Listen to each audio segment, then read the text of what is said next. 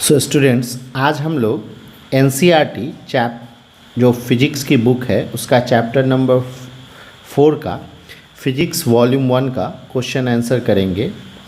First question बहुत ही simple है, formula base है। कहता है a circular coil of wire consisting of 100 turns each of radius 8 centimetre carries a current of 0.40 ampere. What is the magnitude of magnetic field B at the center of the coil? A very simple is there. आपने अगर bio Savart law पढ़ा है तो उसके formula के base पे ये question है, तो याद रखिएगा बायो सेवर्ट लॉ के फॉर्मूला पे ये बेस है। और याद होगा आपको एक डायग्राम, जो डायग्राम हमने कुछ इस तरह से बनाया था, ठीक है। ये डायग्राम जिससे करंट इससे गया और इससे बाहर आया। अब यही क्या है, n नंबर ऑफ टर्न्स बढ़ा दिया गया, टर्न्स की संख्या कितनी कर दी गई, 100। सो क्वेश्चन जो है इस तरह के डायग्राम और को अगर आप ध्यान में रखेंगे तो आपका क्वेश्चन सॉल्व होगा। तो सबसे पहला काम करते हैं कि क्या क्या दिया हुआ है। सॉल्यूशन अगर हम करते हैं तो इसमें दिया हुआ है पहला number n equal to value is 100, कोई यूनिट नहीं होगा, सीधा टर्न्स है, n is the number of turns. उसके बाद हमारा r दिया हुआ है, radius that is the 8 centimetre. इसको आप मीटर में कन्वर्ट कर लीजिए तो 8 इंटू 10⁻⁻2 मीटर। आ जाते हैं करंट दिया हुआ है दैट इज़ ए 0.40 एम्पियर। पूछ रहा है B इक्वल टू व्हाट। तो अगर आपको फॉर्मूला याद है तो आपको अच्छे से याद होगा, B इक्वल टू होगा हमारा μ0 into NI divided by 2R। ये फॉर्मूला है मैग्नेटिक फील्ड का जब n नंबर ऑफ टर्न्स होगा तो, ठीक है। अब वैल्यू रखना शुरू करते हैं। तो म्यू का वैल्यू आपको पता है कैसे निकलता है। म्यू का वैल्यू होता है, हमेशा याद रखिएगा, μ0 का वैल्यू होगा 4 पाई इंटू 10⁻⁻7। ये इसकी न्यूमेरिकल वैल्यू होगी। यूनिट क्या हो जाएगा, टेस्ला मीटर पर एम्पियर। याद रखिएगा टेस्ला मीटर पर एम्पियर, ये इसकी SI यूनिट हो जाएगी। तो हम लोग वैल्यू लिखते हैं, म्यू का value 4 pi into 10⁻⁻7 into n के जगह पर 100 और करंट के जगह पे 0.40 डिवाइडेड बाय कितना 2 इंटू r का वैल्यू 8 इंटू 10⁻⁻2। अगर आप यहाँ जो डिस्मल दिया हुआ है इस डिस्मल को हटाते हैं तो कुछ नया रिजल्ट इस तरह से आएगा, 4 pi into 10⁻⁻7 into 100 into 4 divided by 2 into 8 into 10⁻⁻2। और क्योंकि यहाँ से डिस्मल हटाए हैं तो 10 नीचे आ गया। अब देखिए हम लोग इसको ऐसे डिवाइड कर सकते हैं, 4 2 ज़ा 8 और 2 2 ज़ा 4, तो ये 4 हटा दिया। अब यहाँ देखिए ये 10 टू द पावर माइनस है, ऊपर जाएगा तो 10 टू द पावर 4 हो जाएगा, और ये 10 जो नीचे है ऊपर जाएगा 10 टू द पावर -1 होगा। तो नया रिजल्ट क्या आएगा हमारा, pi into 10 to the power -7 into 10 to the power 4, ये -2 ऊपर गया और ये 100 मिलके 4 हो गया, इंटू ये 10 नीचे से ऊपर जाएगा तो -1। अब पाई का वैल्यू होता है 3.14, आपको पता ही होगा। और ये सबका सॉल्यूशन करते हैं तो क्या आएगा हमारा, 10 टू द पावर व्हाट, चलिए बताइए, 10 to the power -4 tesla is the value of magnitude of magnetic field. This one is the our answer of this question. आप जरा समझिए, इस क्वेश्चन की प्रैक्टिस करिए।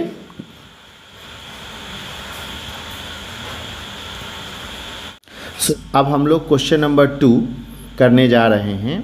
बड़ा ही सिंपल सा ये भी क्वेश्चन है, फॉर्मूला बेस है। इसमें क्या कह रहा है कि a long straight wire carries a current of 35 ampere, what is the magnitude of field B at the point 20 centimetre from the wire. तो बहुत सिंपल सा ये क्वेश्चन है। इसमें क्या करना है, सॉल्यूशन, ठीक है। सॉल्यूशन में क्या करना है कि a long straight wire carries A current, तो आई कितना दिया हुआ है, दैट इज ए 35 एम्पियर, ठीक है। अब इसमें क्या कह रहा है भाई, अनदर थिंग दिया हुआ है, that is the distance, value of R 20 centimetre.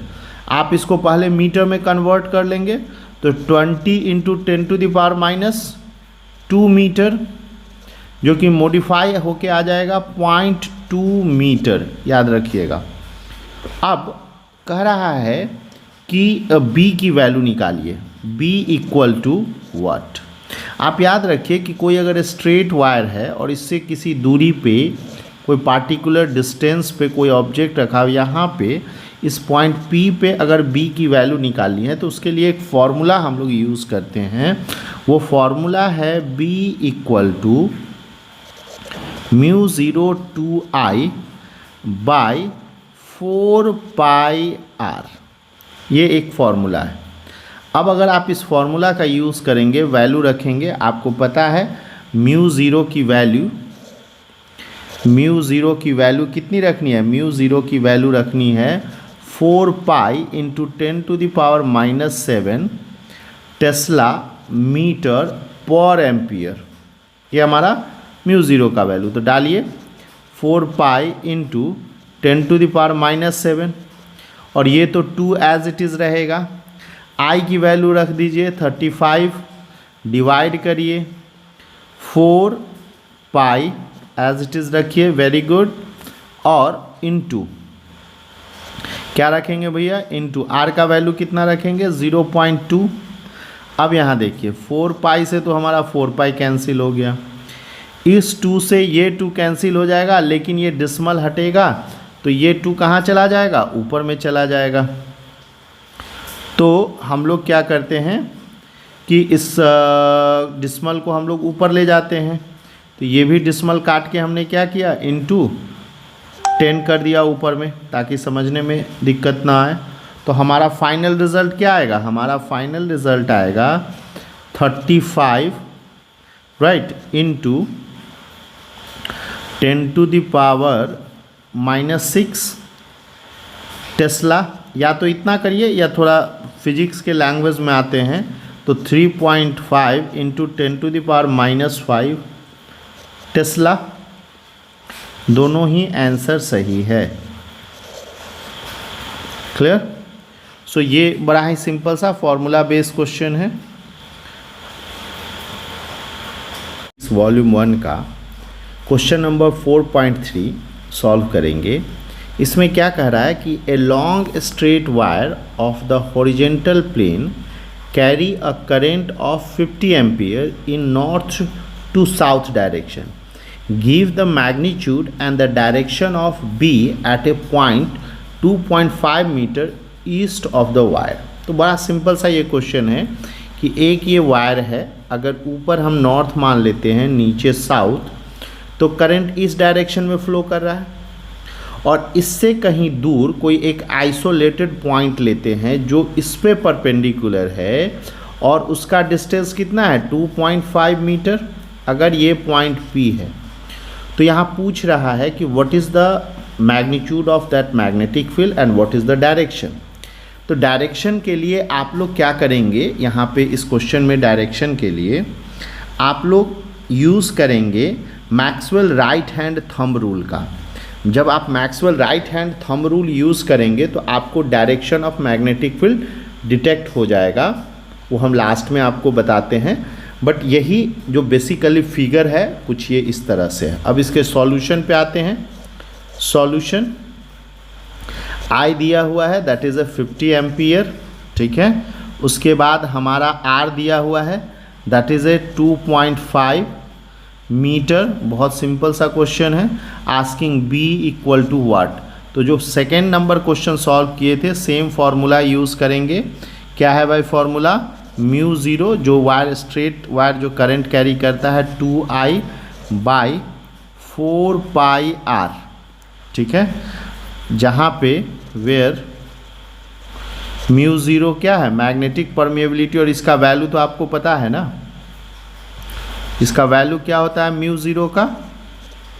Mu zero का होता है 10⁴ इंटू 10⁻⁻7 टेस्ला मीटर पर एम्पियर। बार बार मैं लिख रहा हूँ, आप ज़रूर इसको ध्यान में रखेंगे।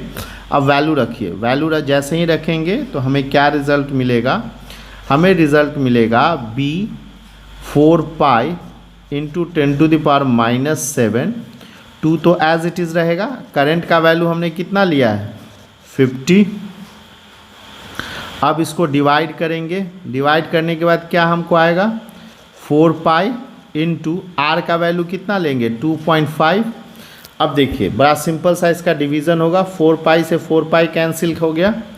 नेक्स्ट अगर इस डिस्मल को हटाएंगे तो यहाँ एक 10 आ जाएगा, तो 25 कितना टाइम में? 2 टाइम में, और यहाँ 10 आ गया। तो हमारा फाइनल रिजल्ट क्या होगा? 2 2 ज़ा 4 into 10⁻⁻6 tesla, B equal to, ये हमारा आंसर हुआ, मैग्नीट्यूड हुआ। अब direction, direction Maxwell thumb rule के अनुसार अगर आप जाते हैं तो डायरेक्शन ऑफ मैग्नेटिक फील्ड क्या होगा? वर्टिकली अपवर्ड होगा। डायरेक्शन हमको कैसे पता चलेगा? By the help of Maxwell right hand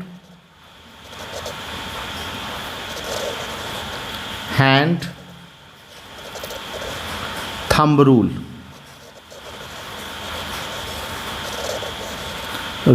से हमें पता चलेगा, और इसका डायरेक्शन क्या होगा? Vertically upward.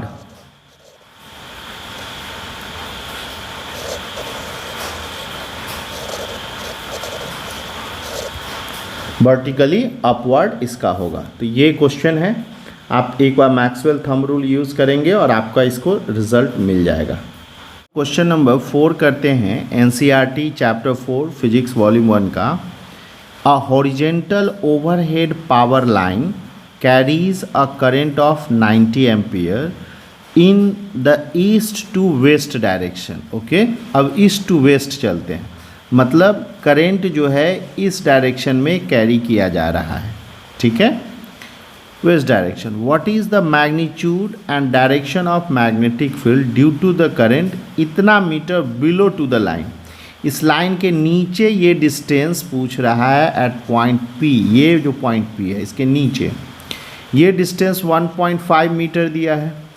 अब पूछ रहा है एट पॉइंट P पे मैग्नीट्यूड क्या होगा और मैग्नेटिक फील्ड का डायरेक्शन क्या होगा। तो ये एग्जैक्टली सेम है क्वेश्चन नंबर 4.3 की तरह। मैग्नीट्यूड निकालने का भी फॉर्मूला वही, और फिर वहाँ भी हम लोग क्या लगाएंगे? Maxwell right hand thumb rule. जैसे ही ये लगाएंगे आपको तुरंत रिजल्ट मिल जाएगा। तो हम शुरू करते हैं इस क्वेश्चन का सॉल्यूशन। अब सॉल्यूशन क्या है भाई? सॉल्यूशन के लिए हमको क्या गिवन है? तो हमारा I दिया हुआ है, that is the 90 ampere, very nice. अब हमारा R भी दिया हुआ है, दैट इज़ 1.5 मीटर, ये भी सही है। अब पूछ रहा है B इक्वल टू व्हाट? तो ये तो बड़ा सिंपल सा है, कोई स्ट्रेट वायर करंट कैरी करता है तो उसका फार्मूला हमने क्या लिया है? Mu zero 2I divided by 4π into R, ये हमारा फॉर्मूला है जो कि हम जानते हैं। अब याद रखिए, हर बार डिस्कशन हो रहा है इसलिए आपको याद हो गया होगा। म्यू ज़ीरो की वैल्यू क्या लेते हैं हम लोग? 4π इंटू 10⁻⁻7 टेस्ला मीटर पर एम्पियर। अब इस वैल्यू को वहाँ सारे वैल्यू को डालिए, जब सारी वैल्यू डालते हैं तो 4π into 10⁻⁻7 into 2 into 90 divided by 4π into 1.5, very nice. अब 4π से 4π कैंसिल हो गया, यहाँ से एक डिस्मल हटाएंगे तो 10 ऊपर आ जाएगा, तो ये बच गया 15, मतलब नया टर्म हमारा क्या हो गया? 15। अब 15 6 जा 90। अब इसको जब करेंगे तो हमारा क्या आ जाएगा? 6 2 जा 12 इंटू 10⁻⁻6 क्या हो गया, टेस्ला। ये भी लिख सकते हैं, या थोड़ा फिजिक्स के लैंग्वेज में लिखें तो ये भी आंसर होगा 10⁻⁻5 टेस्ला। ये दोनों में से दोनों आंसर सही है, आप दोनों लिख सकते हैं, राइट। तो इसलिए घबराइएगा नहीं, मैंने दोनों रिजल्ट लिख दिया। अब पूछ रहा है, ये तो मैग्नीट्यूड हो गया इसका, asking about direction, direction of B. Direction of B क्या होगा भाई, तो डायरेक्शन निकालने के लिए हम लोग फिर से यूज़ करेंगे मैक्सवेल का कौन सा, राइट हैंड रूल है। क्या है भाई राइट हैंड रूल हमारा, right hand thumb rule,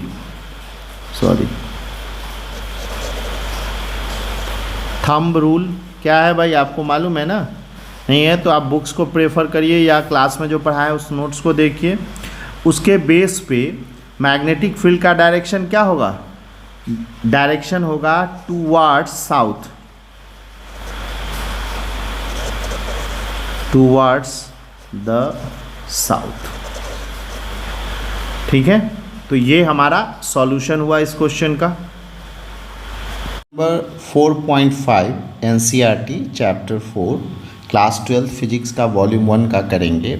question बड़ा सिंपल सा है, क्या कहता है, what is the magnitude of magnetic force per unit length on a wire carrying a current 8 ampere and making an angle of 30 degree with the direction of uniform magnetic field of 0.15 Tesla.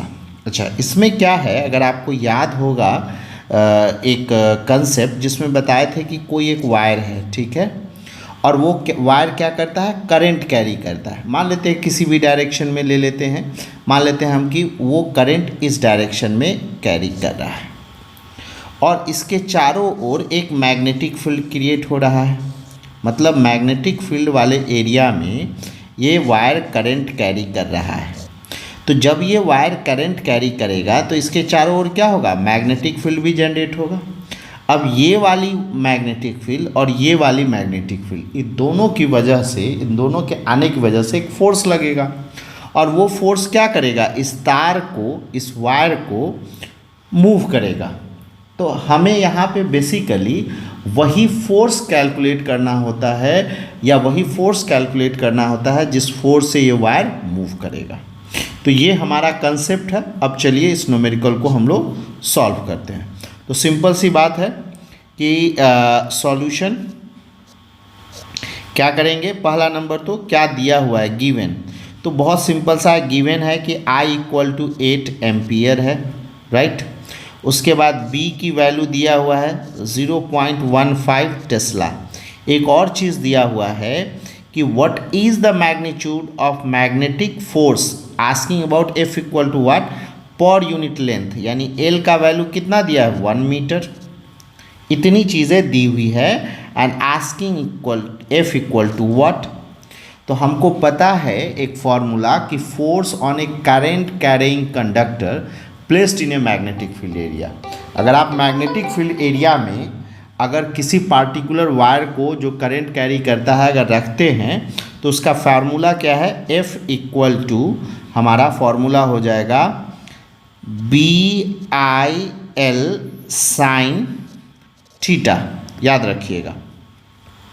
अब इसमें एक concept और क्या दिया हुआ है, इसमें एक और मिस मैं कर गया, that is the theta value. Theta value कितना दिया हुआ है, 30 डिग्री। मतलब अगर ये वायर करंट कैरी कर रहा है तो जो मैग्नेटिक फील्ड है, मतलब अगर ये मैग्नेटिक फील्ड अगर ले लेते हैं तो इसके बीच का एंगल कितना बता रहा है, दैट इज़ 30 डिग्री। तो अब इसके सॉल्यूशन पे आते हैं। B की वैल्यू रखिए भाई, B की वैल्यू हो गई हमारी, B की वैल्यू हमारी हो गए 0.15 इंटू करंट कितना है भाई, तो 8 ampere, very nice, into L कितना है 1 और इंटू साइन 30 डिग्री। अब इन सब को सही करते हैं तो 15 8 जा कितना आएगा, 120 ओके, ये डिसमल रहेगा। अगर ये डिसमल रखते हैं तो यहाँ पे डिसमल आ जाएगा इनटू साइन 30 डिग्री। आपको पता है, बताइए साइन 30 का वैल्यू कितना होता है?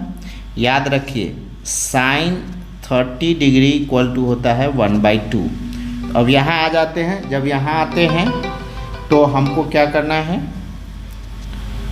1.2 इंटू 1/2, ये इससे डिवाइड हो जाएगा तो हमें क्या मिलेगा 0.6। याद रखिएगा हमें क्या मिलेगा 0.6 न्यूटन और हो जाएगा पर metre.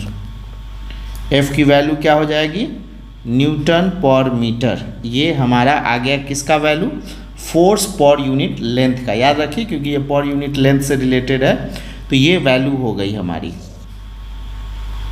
Clear. 6 NCERT chapter 4 physics class 12 volume 1 का सॉल्व करेंगे।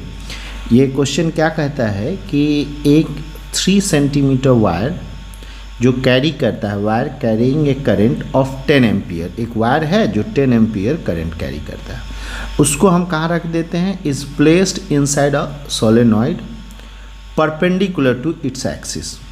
मतलब जो ये वायर है और सोलेनॉइड जो है इसके बीच में 90 डिग्री का एंगल बनता है, जो करंट और मैग्नेटिक फील्ड के बीच में। The magnetic field inside the solenoid is given by B equal to 0.27, ये मैग्नेटिक फील्ड है। Then what is the magnetic force on the wire. बहुत सिंपल है, अभी सारे सॉल्यूशन जो है, सारे क्वेश्चन इसी फॉर्मूला पे बने हैं। इसमें कह रहा है कि करंट I की वैल्यू दी हुई है हमारी, that is A 10 ampere, simple. और इतना लेंथ जो है L की वैल्यू दिया हुआ है 3 सेंटीमीटर। इसको मीटर में कन्वर्ट करेंगे तो 3 × 10⁻⁻2 मीटर। याद रखना SI यूनिट मीटर में होती है, इसलिए हर हाल में मीटर में कन्वर्ट करना होगा। नाउ वो जो सोलेनॉइड है उसका मैग्नेटिक फील्ड कितना है, तो भाई 0.27 टेस्ला, ठीक है, इतना दिया हुआ है। अब एंगल थीटा जो है दैट इज़ ए 90 डिग्री। ये यहाँ पे क्लियर है क्वेश्चन के साथ कि अगर मान लेते हैं, अगर कोई एक सोलेनॉइड है जिसके ऊपर इस तरह से वायर ट्विस्टेड है, तो क्या करते हैं कि ये वायर ट्विस्टेड है और इसको क्या बोलते हैं, तो मैग्नेटिक फील्ड इससे बनेगा। इसमें वायर में करंट कैरिंग वायर हम इसके अंदर रखते हैं जो करंट कैरी करता है। तो ये क्या करेगा, एक 90 डिग्री का एंगल बनाएगा जो कि परपेंडिकुलर टू इट्स एक्सिस। तो थीटा इक्वल टू हम क्या ले लेंगे 90 डिग्री। जब थीटा इक्वल टू 90 डिग्री ले लेंगे तो पूछ रहा है F इक्वल टू व्हाट। हमें पता है F इक्वल टू होता है हमारा formula BI/L sine theta. B is the magnetic field, I is the current, L is the length, और साइन थीटा तो 90 डिग्री लिया ही गया है। अब सबको वैल्यू डालेंगे, 0.27 Tesla into 3 × 10⁻⁻2 into 10 ampere current, sorry ampere नहीं लिखेंगे, सीधा 10 लिखते हैं, एंड साइन 90 डिग्री का वैल्यू 1 होता है। अब आ जाइए, ये क्या हो जाएगा 7, यहाँ से डिसमल हटा देंगे। डिसमल जैसे ही हटाएंगे तो यहाँ ऊपर में नीचे आ जाएगा 10 का स्क्वायर, ठीक है। अब 27 × 3, 7 3 जा 21, आया कितना 2, एंड 3 2 जा 6, 6 2 7, 3 2 जा 6 एंड 2 8 हो जाएगा ना। तो ये हमारा हो जाएगा 81 हो गया। ये 10 स्क्वायर फिर ऊपर जाएगा तो यहाँ डिसमल चला आएगा इंटू 10 टू द पावर, यहाँ -1 है और यहाँ 10 है, ये मिलके कितना हो जाएगा 10 टू द पावर -1, यानी नया वैल्यू क्या हो जाएगा 0.081, और ये साइन थीटा का वैल्यू क्या होगा 1, तो ये हट जाएगा और F के लिए हो जाएगा न्यूटन, ठीक है ना। यहाँ पे जो हमारा वैल्यू आ जाएगा वो कितना आ जाएगा, न्यूटन। ये हमारा क्या हुआ, that is the F।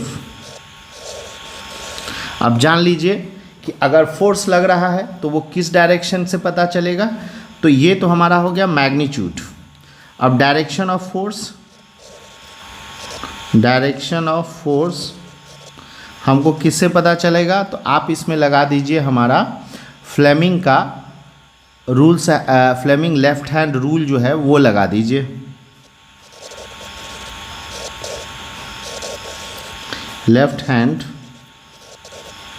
Fleming left hand rule, Fleming's का लेफ्ट हैंड रूल लगाइएगा, आपको पता चल जाएगा डायरेक्शन ऑफ। नंबर 7 करेंगे, और ये जो क्वेश्चन नंबर 7 है एनसीईआरटी चैप्टर 4 का फिजिक्स क्लास 12 वॉल्यूम 1 का क्वेश्चन है ये।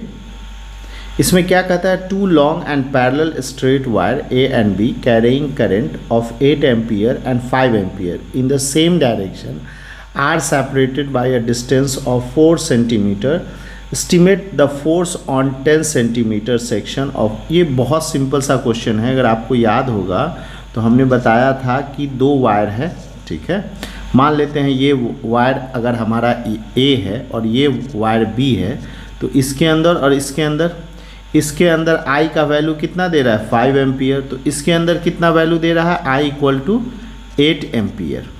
और दोनों वायर जो है एक डिस्टेंस के साथ सेपरेटेड होता है, वो है 10 सेंटीमीटर,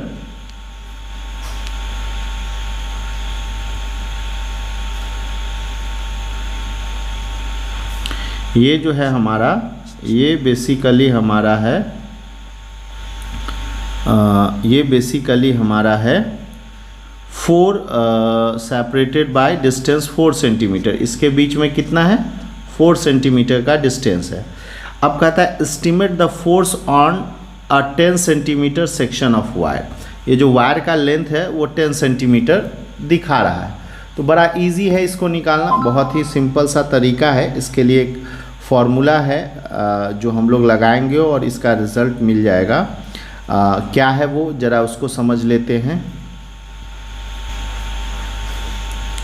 तो इसके लिए एक फॉर्मूला आता है, बट फॉर्मूला से पहले सॉल्यूशन के लिए चलते हैं। सॉल्यूशन क्या कहता है, क्या क्या दिया हुआ है ज़रा उसको देख लेते हैं। हम देखते हैं कि करंट इन वायर A = दिया हुआ है 8 एम्पियर। अब कहता है current in wire B = 5 ampere. दोनों को क्या करता है, सेपरेट कर रहा है।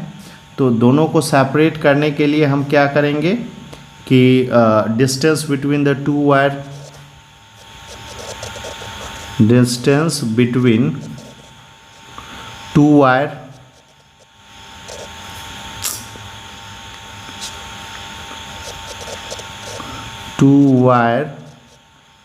इज कितना है भाई, 4 सेंटीमीटर। अब याद रखना सेंटीमीटर को मीटर में बदलेंगे तो 4 × 10⁻² मीटर करेंगे। क्लियर।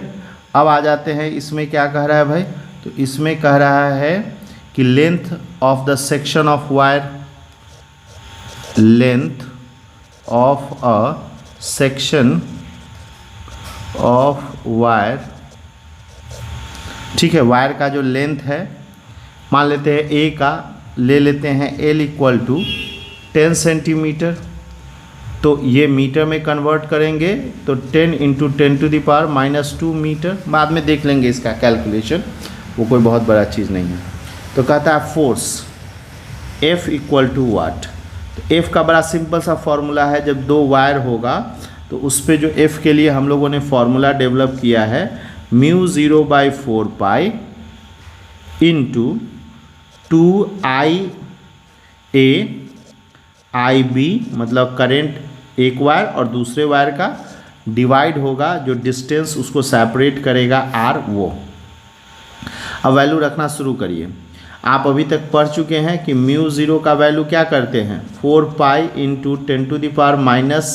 10⁻⁷ लिखते हैं, और ये हो जाता है टेस्ला मीटर पर एम्पियर। तो वही वैल्यू यहाँ रखेंगे, तो वैल्यू रखेंगे तो 4 पाई इंटू 10⁻⁻7 और नीचे तो 4 पाई एज इट इज़ रहेगा इंटू 2।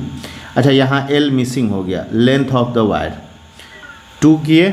2 करने के बाद क्या होगा, करंट कितना है, एक जगह 8 एम्पियर है, 8 एम्पियर है तो ये नहीं लिखिए, यूनिट नहीं लिखेंगे, इंटू 8 इंटू 5 इंटू लेंथ क्या है हमारा 10 इंटू 10⁻⁻2 डिवाइडेड बाय आर हमारा क्या है 4 इंटू 10⁻⁻2।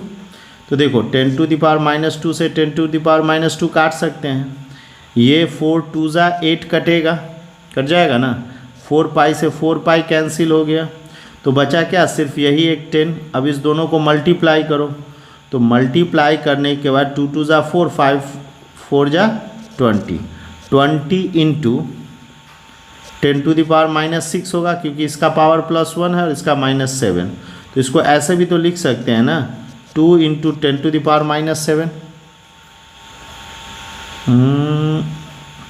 नहीं सॉरी एक रॉन्ग हो गया, 2 इंटू 10 इंटू 10⁻⁻6 क्योंकि ये फोर्स है इसलिए न्यूटन होगा, ये 10 का पावर 1 और ये मिलके क्या हो जाएगा 10⁻⁻5, 2 इंटू 10⁻⁻5 न्यूटन, ये F का वैल्यू होगा और यही आपका आंसर होगा। अब यहाँ क्या कहा जा रहा है कि अब यहाँ पे जो सबसे इम्पॉर्टेंट चीज़ ध्यान रखनी है कि जो ये वाला वायर है और ये वाला वायर है दोनों पे फोर्स लगेगा, और आपको कंसेप्ट पता है कि जब सेम डायरेक्शन में फोर्स लगेगा, सेम डायरेक्शन में करंट फ्लो होगा दो पैरेलल वायर, तो इन दोनों पे फोर्स जो लगेगा वो दोनों को क्या करेगा एक दूसरे के क्लोज लाएगा, और ये कब होगा जब इस पे फोर्स अपवर्ड डायरेक्शन में लगेगा।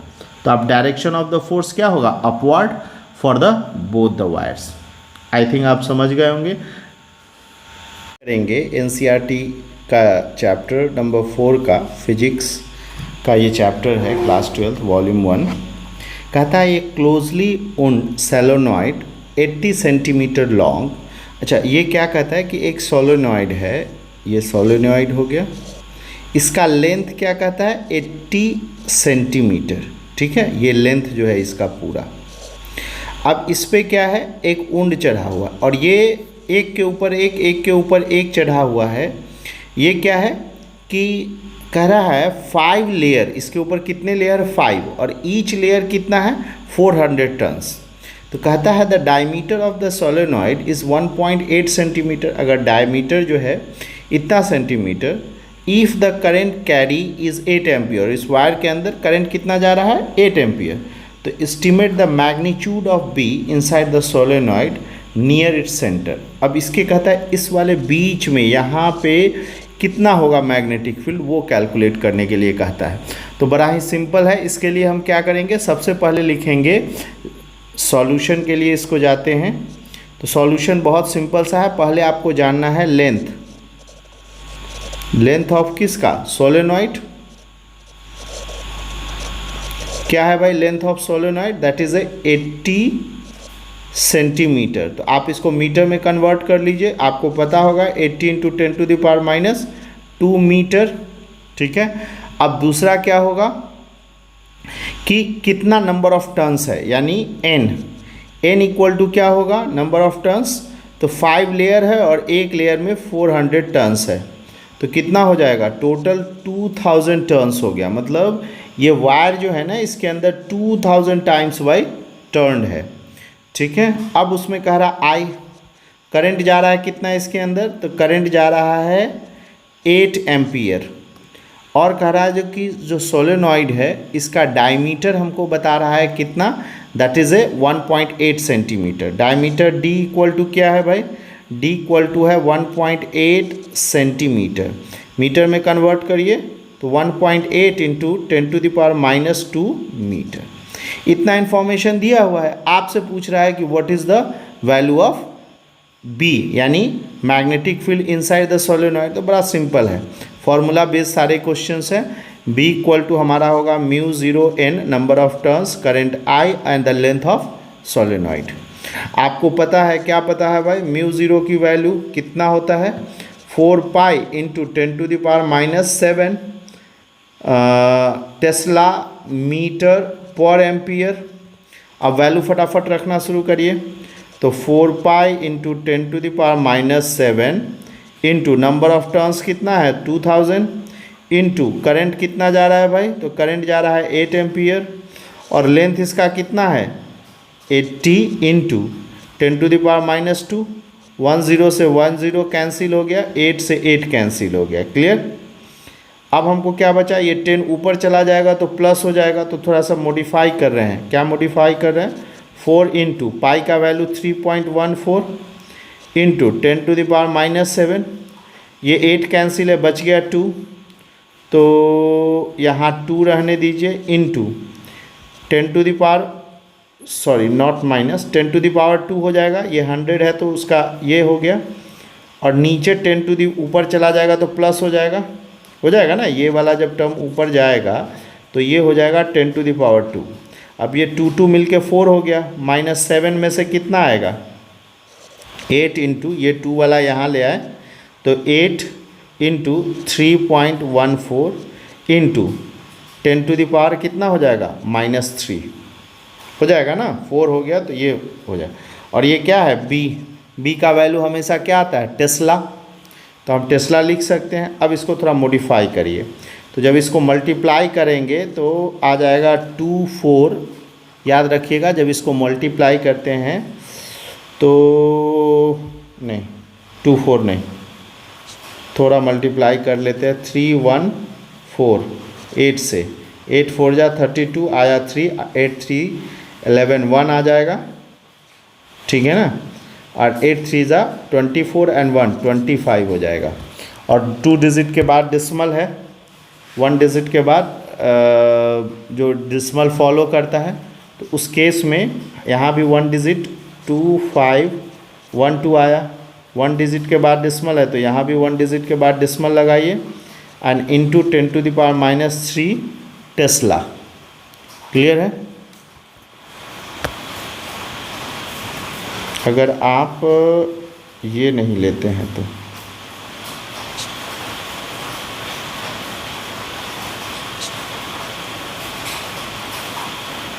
.51 इंटू 10 इतना tesla, that is the value of B. ये हमारा क्या है, ये हमारा मैग्नेटिक फील्ड है इनसाइड कहाँ सोलेनॉइड। क्लियर।